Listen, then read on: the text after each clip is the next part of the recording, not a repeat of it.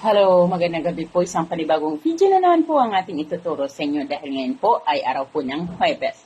Pero ang ating pong ituturo ngayon ay pwedeng-pwede po ninyong gawin ng kahit anong araw, kahit anong oras, basta po buo ang loob ninyo at buo po ang inyong tiwala at talagang damang-daman ninyo na gustong-gusto ninyong gawin ang ritual na ito. Kung kayo po ay may 100% paniniwala dito, ay maaari natin itong gawin. Ngunit kung kayo po ay hindi naniniwala dito, ay huwag nyo na lamang pong pag-aksayahan ng panahon.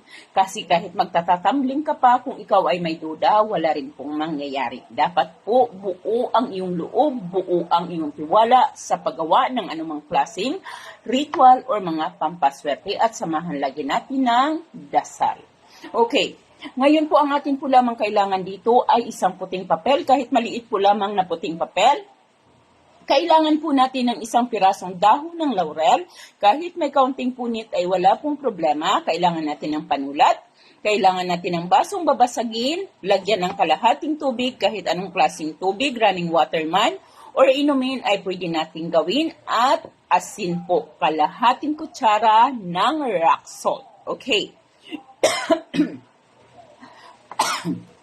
Ang kailangan po lamang natin gawin ay ihanda ang ating mga sarili. Paano nga ba ihanda ang ating mga sarili? Ibig sabihin, dapat ang iyong puso at isipan ay nakakonsentrate po lamang sa inyong gagawing ritual. Kung may kayo may iniisip, ay kalimutan mo po muna ang mga bagay na iyon. Kailangan nakafocus tayo sa ating gagawin. Okay? So ngayon po sa puting papel, isulat mo ang kumpletong pangalan ng target. Kung alam mo ang kanyang kapanganakan ay mas mainam. Ngunit kung hindi naman ay maaari naman na kumpletong pangalan po lamang. 3 beses. Ngayon sa dahon ng laurel ay isulat mo naman ang kanyang kumpletong pangalan. And then sa likod, isusulat mo, hahanap-hanapin mo ako. At yung pangalan mo naman. Sa likod, isulat mo, hahanap-hanapin mo ako.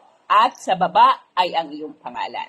Okay. Ngayon po, kapag naisulat mo na, ilagay mo na ang asin, ang kalahating kutsara ng asin sa baso. Doon sa baso na may tubig, huwag pong haluin. Hayaan lamang ang asin, pagkalagay mo, huwag po itong haluin. Pagkatapos ay ilagay mo ang papel, pagkatapos mong mailagay ang papel na pinagsulatan mo ng iyong pangalan, pwedeng tupiin, pwedeng hindi. Ilagay mo yon, pagkatapos ay saka mo ilagay ang dahon ng laurel. Okay, kapag nailagay mo na ang dahon ng laurel, hawakan mo sa iyong 2 kamay ang ating baso. Kapag nahawakan na ito sa iyong 2 kamay, ay ilagay mo ito o ilapit mo ito sa iyong bibig.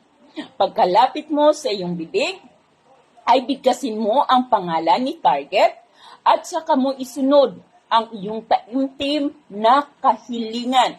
Kung ano man ang kahilingan ninyo, for example, saan ka man naroroon, ano man ang iyong ginagawa, ay ako lamang ang iyong hahanap-hanapin. Hindi ako mawawala sa iyong isipan, hahanap-hanapin mo ako saan ka man naroroon. Ngunit guys, ito po ay example lamang, nasa sa inyo pa rin kung ano man ang kahilingan ninyo na nanggagaling sa iyong puso. Ulit-ulitin itong bigkasin ng 7 beses.